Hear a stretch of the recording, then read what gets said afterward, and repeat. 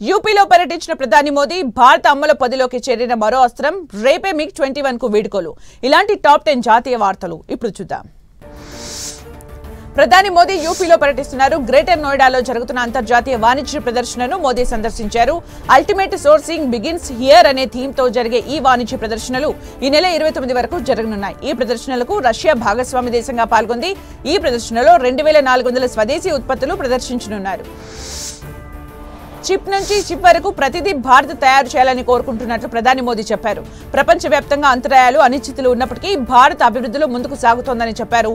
ఇతర దేశాలపై భారత్ ఆధారపడటం లేదని మోదీ స్పష్టం చేశారు.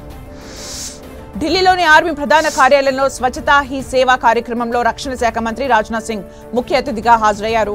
పారిశుద్ధ్య కార్మికులకు ఆయన సన్మానించారు. అనంతరం ఆర్మీ ప్రధాన కార్యాలయంలో రాజ్నాథ్ సింగ్ మొక్కలు నాటారు.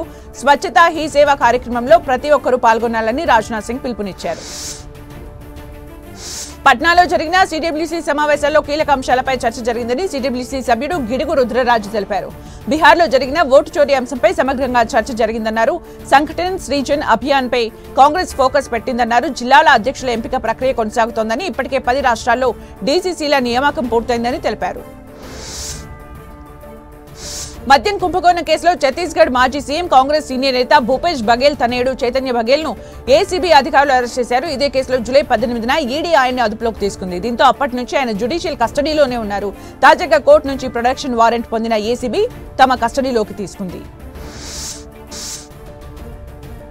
భారత ఆయుధ శక్తి అమలు పదిలోకి మరో అత్యాధునిక అస్త్రం వచ్చి చేరింది. రైల్పై నుంచి బాలిస్టిక్ క్షిపణిని ప్రయోగించే సామర్థ్యాన్ని DRDO పరీక్షించింది. అణు సామర్థ్యం ఉన్న అగ్ని ప్రైమ్ క్షిపణిని ప్రయోగించినట్లు రక్షణ శాఖ మంత్రి రాజ్నాథ్ తన ఎక్స్ ఖాతాలో తెలిపారు.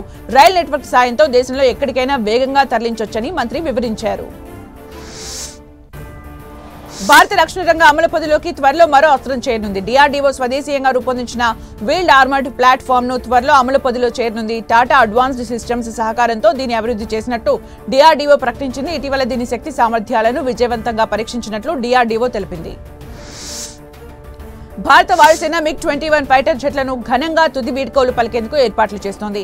వాయుసేనకు ఎన్నో యుద్ధాల్లో విజయాన్ని అందించిన MiG-21 కు వీడ్కోలు పలకనున్నారు. రేపు చండీగఢ్ వాయుసేన కేంద్రం వేదికగా ఈ కార్యక్రమం జరగనుంది. IAF చీఫ్ స్వయంగా MiG-21 పై చివరి సార్టీని వెళ్లనున్నారు. ఈ రకం విమానం భారత్లో తొలిసారి ఎయిర్ ఫోర్స్ లోనే అడుగుపెట్టింది. ప్రాజెక్టు చీతాపై కేంద్ర ప్రభుత్వం విదేశీ ప్రతినిధులతో చర్చలను ముమ్మరం చేసింది.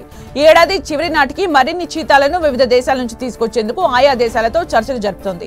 దక్షిణాఫ్రికా, నమీబియా, కెన్యా దేశాల నుంచి సుమారు 10 చీతాలను తీసుకొచ్చేందుకు కేంద్రం ప్రయత్నిస్తోంది.